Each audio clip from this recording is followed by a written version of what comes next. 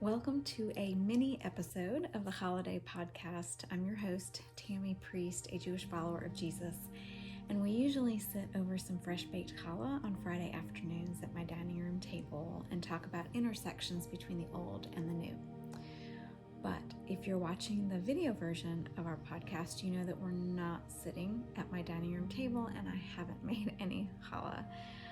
Instead, I'm a little bit bleary-eyed and wearing a t-shirt and baseball hat because I have to make a quick, unexpected trip to pick something up in the mountains, and it's 6:30 a.m. But I actually think it's quite appropriate because I planned on talking about God's daily provision of manna in the desert, and it's really a message I need to hear today. So a few days ago, Beth Moore said something in a tweet that totally distracted me and started me down a spiritual rabbit trail, which actually is a really good thing because I started chasing down something that God needed me to learn, especially for days that don't go at all like you expect and you're exhausted before you even get started. So Beth said something about how she was waking up to find enough manna to make it through each day over the last year or so, or something like that. And I commented on her tweet, and then I couldn't stop thinking about it. And so I thought I'd share it with you and flesh it out a little more than 144 characters, but not much more because I need to hit the road soon. But what struck me when I thought about Beth Moore's tweet is that even when we, like the Israelites, complain about what used to be or what we desperately wish could be today or down the road,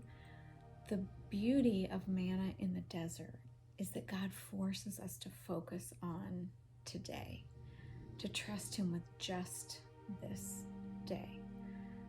to accept all the grace and mercy and strength we need for these next 24 hours. And that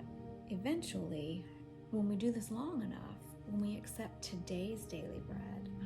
instead of longing for yesterday's bread or grasping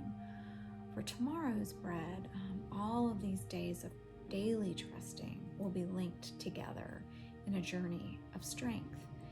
one where we've allowed God to demonstrate His faithfulness, His steadfastness, no matter what terrain we're walking through or over, a journey we can look back on and trace His provision through days of plenty and want, whether that's physical or relational or emotional or spiritual. And so on this early Sabbath Eve, I pray that you and I would seek and gather our daily bread from God's hand, trusting Him to be enough for today, for each day, one day at a time. So blessings to you on this Challah day.